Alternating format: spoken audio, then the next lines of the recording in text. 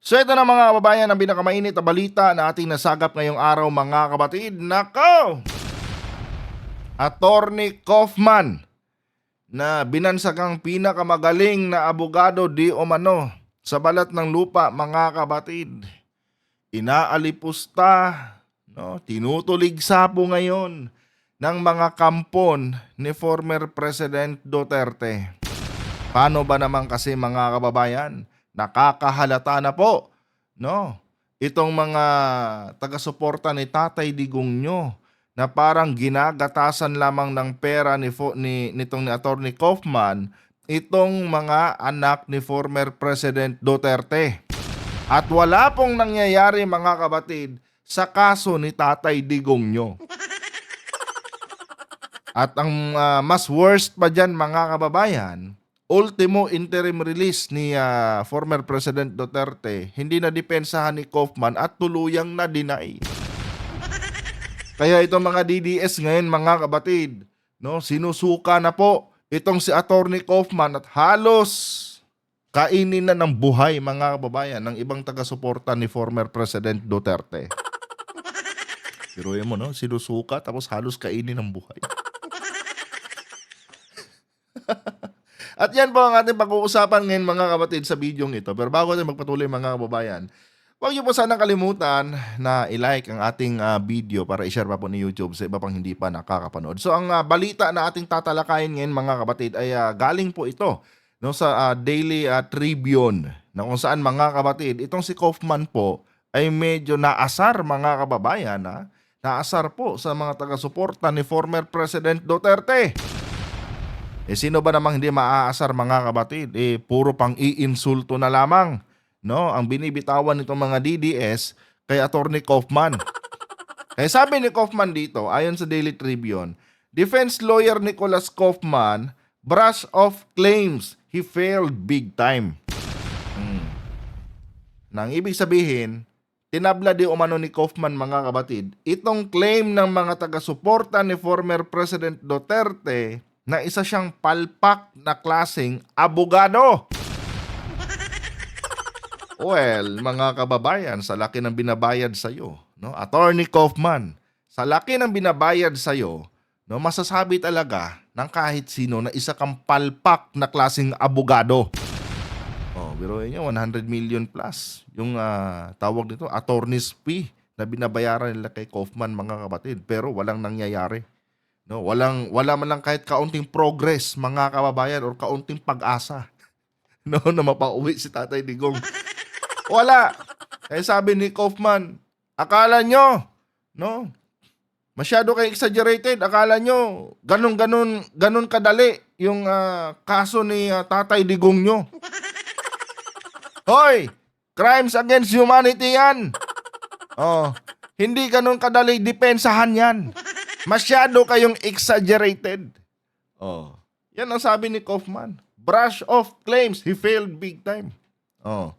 Tinabla niya mga kapatid. Siguro hindi na niya matake yung mga pang-iinsulto na binibitawan sa kanya ng ibang mga taga-suporta ni Tatay Digong nyo. Kaya sumagot na si Kaufman. Kala nyo, ganun lang yan? Crimes against humanity yan, hoy! Pero ang totoo mga kababayan, alam na ni Kaufman, no? Nung una pa lang, 'di ba? Alam na ni Kaufman mga kapatid na wala na talagang laban si Tatay Digong nyo. Kasi ang sabi niya dito, no, sa pangalawang sentence is saying release in crimes against humanity case are virtually unheard of. Sabi ni Kaufman mga kapatid, yung kasong crimes against humanity, no, wala pa akong narinig na merong isang tao na kinasuhan ng crimes against humanity at napawalang sala. Alam na ni Kaufman mga kababayan, no, na walang kalayaan si Digong sa kaso niyang ito. Dahil sa history ng buong planet Earth mga kapatid, wala pa siyang narinig na meron ngang isang taong kinasuhan ng crimes against humanity na napalaya later on. Sa madaling sabi, tama yung hinala ng mga DDS na pinapaasa lamang niya itong pamilya Duterte at ginagatasan. Dahil siya mismo, mga kapatid, alam niya, na wala pang napapalayang tao na may kaso na crimes against humanity. At ang mas worst pa dito, mga kababayan, na kung saan dito talaga, mga kapatid, sumabog itong mga DDS. Sinabi kasi ni Kaufman dito na if we had managed to release the former president, it would been miraculous. Ruin nyo yan. Sabi ni Kaufman dito, kung sakali mang mapalaya ko si Tatay Digong nyo sa kaso niyang crimes against humanity, milagro na lang yon. Sino bang hindi magagalit yan, mga kapatid?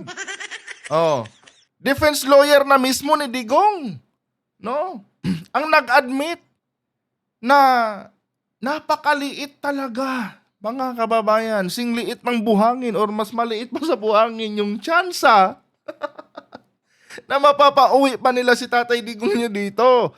Dahil nga, mga kababayan, imposible, hindi pa nangyari na may isang taong kinasuhan ng crimes against humanity na napawalang sala. Milagro na lang, ang magdadala kay Tatay Digong nyo para makauwi siya dito. Diba? Ngayon, mga DDS, umaasa pa rin talaga kayo? Alam nyo, kahit anong galit nyo dyan kay Kaufman, at least ni-real talk kayo. Magalit man kay Kaufman, pero yan ang realidad eh. Yan ang realidad eh. Imposible. Milagro na lang. Himala na lang. Himala na lang ang magdadala para mapalaya si Tatay Digong nyo. Ang kaso, mga kababayan, yung Diyos ni Tatay Digong nyo nakakulong din. Diba? Nakakulong din, nasapiitan din, mga kapatid, yung pinapaniwala ang Diyos ni Tatay Digong nyo. Dahil nagkaroon din po ng kaso sa US. So, ibig sabihin dito, mga kababayan, wala na talaga. Diba? Wala na talagang chance, mga kapatid, na makakauwi pa ng Pilipinas si Tatay Digong. At eto pa, mga kababayan, sobrang kapal talaga ng pagmumukha nito ni Kaufman, Nahalata na nga siya ng mga tawag dito ng mga taga-suporta ni Tatay Digong nyo, mga kapatid, na palpak siya at pinipirahan na niya itong mga anak niya, former President Duterte. Gusto pa niyang pahabain yung ginagawa niyang panggagatas sa mga anak ni Tatay Digong nyo. Sa pamamagitan, mga kababayan, ng pagbibigay ng false hope. Dahil sabi ni Kaufman dito, mga kapatid, he said, adding that, despite the setback, their long-term goal of bringing the former president back to the Philippines remains alive daw. Sa kabila ng kapalpakan niya, mga kababayan, sabi niya dito, sa kabila ng kapalpakan ko, nananatiling buhay pa rin yung aking long-term goal na mapauwi si former President Duterte sa bansang Pilipinas. Ang problema, parang wala na mga DDS ang kumakapit dito sa mga paasa ni Kaufman. Dahil mismo si Kaufman na kasi, mga kababayan, nagkumpirma, na itong ang kaso ni former President Duterte, wala to. 0-0 yung chance. Ni milagro, wala na. Dahil yung inaasahan ni Digong na magmimilagro, at pauwiin siya ng tawag dito ng Pilipinas, nakakulong din. Pero si Kaufman, dumidiskarte pa rin. 'Di ba? Nandyan pa rin daw yung kanilang yung kanilang goal na ano, pauwiin daw si Tatay Digong talaga sa Pilipinas. Kahit siya mismo mga kababayan, alam na niya, no, na wala talagang wala pang tao na napawalang sala sa kasong crimes against humanity. Oh. Kaya mga kapatid, dito sa balita po ng SMNI, no, talaga namang tinuligsa mga kababayan, no? At puro pang iinsulto yung mga comment dito laban kay Kaufman. Mamaya natin basahin yan. Pero ito, basahin muna natin. Dahil meron kasing sinabi din si Kaufman mga kapatid, no, dito sa sa balita na ito ng SMNI na talagang mas lalong kumulo mga kababayan yung dugo ng mga DDS. Sabi kasi dito mga kapatid, nanawagan si Attorney Nicholas Kaufman, no, lead counsel ni dating Pangulong Rodrigo Duterte, sa milyon-milyong taga-suporta nito na igalang ang batas. Igalang daw ang batas ng ICC. At ipakita ang kanilang suporta sa mapayapang paraan. Napaka-hopeless na statement ng mga kababayan para sa mga DDS. Kulang na lang sabihin ni Kaufman dito, natanggapin nyo na lang ang katotohanan. No? At wag na kayong umasang magkakauwi pa, yung si Tatay Digong nyo. Ay sabi ni Kaufman dito, no? Igalang ang batas at ipakita ang kanilang suporta di umano sa mapayapang paraan. Dito sa word na igalang ang batas mga kapatid, sinasabi ni Kaufman dito na igalang nyo ang batas ng ICC. Ang problema mga kababayan, no? Ang paniniwala po ng mga DDS, wala wala nang jurisdiction ang ICC. Therefore, hindi na nila kailangang sumaludo pa sa batas ng ICC. In the first place mga kapatid, wala nang jurisdiction dito sa Pilipinas. 'Di ba? So ngayon mga kababayan, mas lalong nagalit itong mga DDS. At lalo pang kumulo ang dugo nila nung kumpirmahin ni Kaufman na magpapasko nga si Tatay Digong nyo sa selda ng ICC. Sabi dito, kinumpirma niyang mananatili sa detention ang dating Pangulo, no, ngayong holiday season. At bibisitahin ito, no, ng isa sa kanyang mga anak bago magpasko. Ang lungkot naman ng Pasko ni Tatay Digong nyo. Dagdag pa ni Kaufman, mahalaga kay Duterte ang ipinapakitang pagmamahal at suporta ng publiko. Pampalubag loob na lang tong last statement niya.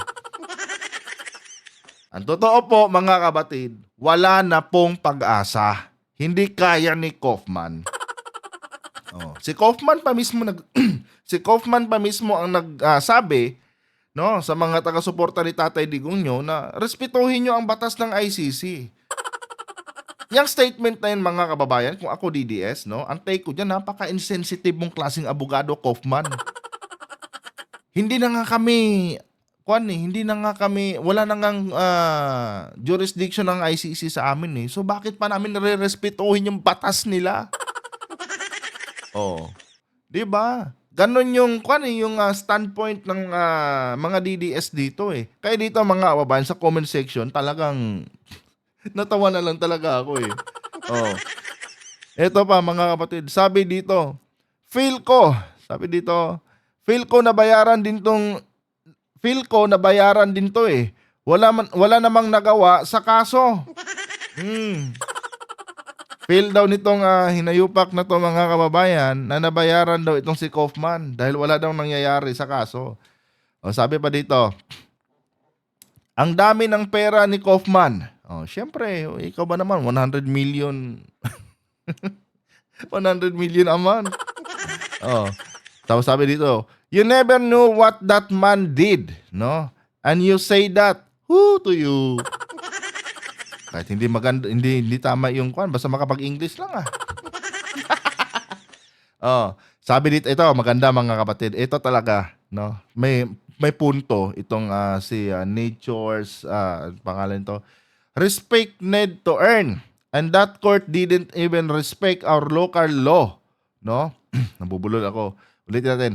Respect need to earn. And that court didn't even respect our local law. No? Nagkulong sila ng tao na di naman dumaan sa tamang proseso.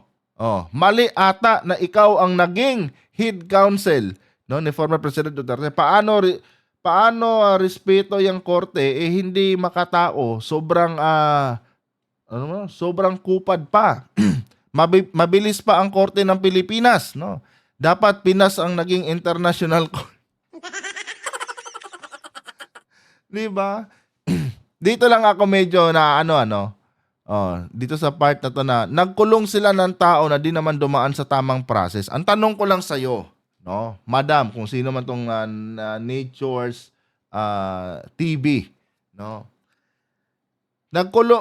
kino-question mo, no, yung proseso ng ICC na di umano hindi dumaan sa tamang proseso yung pagkulong nila kay Tatay Digong. Pero never yung question, no, si Tatay Digong doon sa kanyang ginawang pagpapaslaughter sa mahigit 30,000 na mga Pilipino na kung saan wala din due process na ibinigay sa mga taong yun. Magsisisigaw kayo ngayon ng due process samantalang si Digong nga, no? 30,000 Filipinos mahigit, no? Yung kanyang pinagkaitan ng due process, si Digong nag-iisa lang yan. 'Di ba? Nag-iisa lang yan.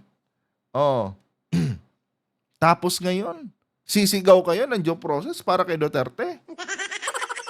Samantalang doon sa mga allegedly, no, na gumagamit di umano ng pinagbabawal na droga na basta-basta na lang pinagurgor ni Digong kahit wala pang sentensya sa korte, hindi kayo naawa doon.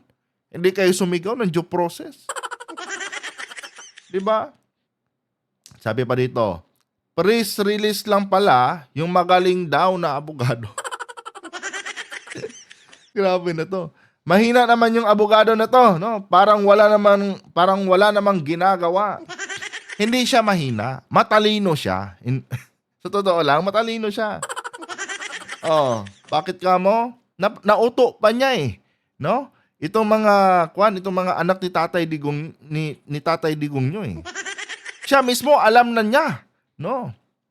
Alam na niya nung una pa lang na mahirap at wala talagang kapag-asa itong si Tatay Digong. Pero, di ba? Nakakulimbat pa rin siya ng 100 million a month. Hindi yan no, hindi mahina yan, matalino siya. Sabi pa dito, yes, we want but wala yan. This man is liar, no? Walang nagawa sa kaso, no? Pakitanggal yan, 'di ba? Kaufman slip to mud. Ganda ng smile ng abogado ni Diggs. Bilyones na ang kinita. Yes, mga kapatid, sa totoo lang, no, kung around 150 million yung monthly ni Kaufman, nasa bilyon na ang kinita niya, no? Sa pera natin, Wala na bang mas magaling pa sa kanya? Siya nga ang pinakamagaling Yan na yung pinakamagaling. No. Nako, hindi kasi kayo nagre-research May impluwensya pa yata ng dating niyang client kaya di makascore sa laban ni PRRD. Kung ano-ano ng insinuation. Parang panggagago na lang din itong ginagawa ng abogado na ito. No? Abogado na to. Nanalo ng mayor sa Davao dahil hindi pa ba sapat? No? Yun para ipakita ang suporta namin ng uuto ka ba, Attorney Kaufman? Di ba? Nako, Kaufman cannot be trusted. Why on earth he's still a lawyer representing Duterte? My suspicion is he got paid by Marcos. Putang ina. Nadamay na naman si PBBM dito, mga kapatid. Diyos ko po. Kaufman hanggang optic lang, no. Dati ang yabang niya, no. Ang yabang niya na mapapalabas si Digong. Ngayon, ala pa, no. Wala na akong tiwala dito kay Kaufman. Hopeless unless mawala si Bangag sa Malacanang. Oh. Naniniwala kayo, mga DDS, hindi pa ba kayo nagigising? No? Kahit pa magkasundo si Vice President Sara Duterte at si President BBM, wala pa rin kapangyarihan si PBBM na ibalik si Digong dito sa Pilipinas. Kayo na mismo ang nagsabi na wala ng jurisdiction ang ICC sa Pilipinas. Therefore, wala na rin tayong karapatan na humiling sa ICC na pauwiin niyang si Tatay Digong nyo. Oh, hindi ba talagang hindi pa nagsisink in sa inyo yung katotohanan, no? Kahit maging presidente pa yan si Sara Duterte, no? Kahit mapalitan pa yan sa pwesto si PBBM, hindi niya pa rin mapapauwi yung kanyang ama. Yan ang totoo dyan. Dahil wala nang jurisdiction ng ICC sa Pilipinas. Wala na tayong connection sa ICC. Diba? Sorry na lang talaga kayo. Puro bayaran. Hindi na ubos ang pera ng Pinas para ibayad sa ICC. Oh? Dilubyo, matindi. Need ng Pinas na... hindi ko maintindihan yan. Kaufman, mukhang may motibo ka talaga. Sabi dito mga kapatid. Kaufman, mukhang may motibo ka talaga. Ramdam ko na noong una pa lang, kaya hindi mapabalik si Tatay Digong. Isa na lang confirm ko na pakawala ka, no? You're playing the fire at the place, no? At the time, amigo. Ano daw? Nope. Stand for victim of drug. Ito. The AFP should ban, no, from sing. Nako, pati AFP dinamay na nila. Meron akong nabasa dito mga kapatid, ewan ko kung makukuha ko 'yun dito. Kung saan ito nga si Kaufman daw ay dating abogado ni Trillanes. Kung gusto niyo makalabas si tatay niyo, tanggalin niyo si Kaufman, ipalit niyo si Topacio, magaling niyo.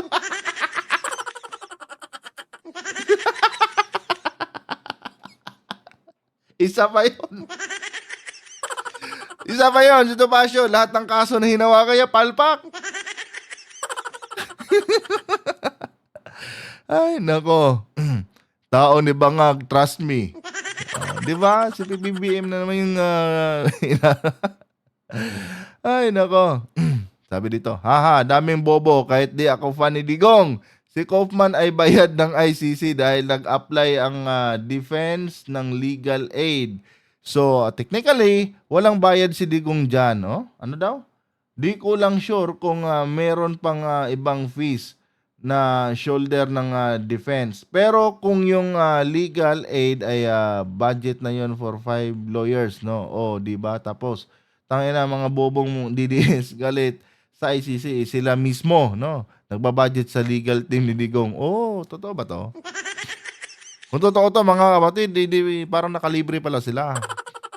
Bakit si Roque, mga kapatid, walang kumukuha? Abogado din yan Accredited din yan sa ICC sa madaling sabi, magaling talaga sana itong si Kaufman. Kanya nga lang mga kababayan, talagang mabigat lang yung kaso ni Digong. Sabi dito, ako, pinapaikot-ikot ni Atty. Kaufman. Kung naalala nyo, siya ang abogado nila Trillanes noong nagsampa sila ni Alejo at Sabio. Kung panoorin nyo yung mga news na si Pangulong Duterte pa. Mga kapatid, ewan ko lang kung totoo to Sabi dito, ulitin natin. Nako, pinapaikot-ikot ni Atty. Kaufman Kung maaalala nyo, siya ang abogado nila Trillanes nung nagsampa sila ni Alejo at Sabio. Kung panoorin nyo ang mga news na si Pangulong Duterte pa. So ito daw si Kaufman, no, ang abogado pala ni former Senator Antonio Trillanes at itong nila Alejo at Sabio. Noong nag-file sila ng kaso na crimes against humanity laban kay Digong sa ICC, no, during sa time ni former President Duterte. 'Di ba? Kung totoo 'to, mga kapatid, abay. Pinagluloko lang talaga kayo ni Kaufman. 'Di ba? Hindi mawawala ang suporta namin, pero hindi kami binibigyan ng patas na laban para kay FPRRD. Nandiyan na naman tayo sa patas na laban. Oh, bakit binigyan naman ng patas na laban ni Digong, yung mahigit 30,000 na Filipino na kanyang pinaslaughter? Wag na nga. Anyway, mga kapatid, nandito na lang. No. Pasensya na kayo mga kababayan, medyo malabo kasi yung mata ko kaya hindi ko masyadong nababasa ng diretso yung mga binabasa ko. Maliliit kasi yung litra eh. Anyway guys, no, ito lang masasabi ko dito.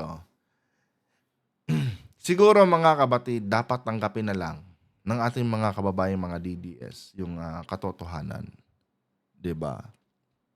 Kung meron man dapat sisihin dito, hindi ang Presidente Marcos eh. No? Si Digong pa rin. Bakit kamo? Tinanggalan niya, mga kapatid, ng jurisdiction ang ICC sa Pilipinas. Pero mga kababayan, yung Interpol na naging tawag kasangkapan ng ICC para ma-serve yung warrant niya, hindi niya tinanggalan ng kapangyarihan sa ating bansa. Alam niyo, safe naman sana si Digong eh. Kung tutuusin lang, safe sana si former President Duterte mga kapatid kung yung dalawang kuwan na yan, yung dalawang anong tawag ba dyan sa kanila? Yung ICC at Interpol tinanggalan niya ng parehas na jurisdiction sa ating bansa. Safe sana si Digong. Dahil Interpol lang naman, no, ang pwedeng maging alternatibo ng ICC, no, para mag-serve ng warrant dito kay Duterte. Ngayon, kung wala sanang jurisdiction yung Interpol, hindi sana safe si Digong. Hanggang ngayon, kasama nyo pa. Kaya wala kayong ibang dapat sisihin dyan, kundi si former President Duterte lang din. Akala kasi ni Digong, ICC lang yung magiging problema niya later on, pagbaba niya. Hindi niya alam na ito palang Interpol. Pwede pala itong kasangkapanin ng ICC. Anyway mga kapatid, kung nagustuhan niyo po ang ating talakayan ngayon, huwag niyo po sana kalimutan na i-like ang ating video para i-share pa po ni YouTube sa iba pang hindi pa nakakapanood. Ano? At uulitin ko sa inyo, lahat ng ating sinasabi dito ay personal ko lamang na opinion at hindi ito sumasalamin sa opinion ng mga eksperto. Hindi ko rin ginawa itong video na to, no, para paniwalaan nyo at para impluwensyahan kayo. No, ito po ay nakabase lamang sa pang-personal kong opinion mga kababayan base dito sa ating tinalakay na balita. Kung hindi kayo agree sa sinasabi ko dito, okay lang 'yan. Ano, kung agree kayo, good. 'Di ba? Lahat po tayo ay may kanya-kanyang opinion. Nirerespeto po natin 'yan mga kapatid. Hanggang dito na lang. Adios.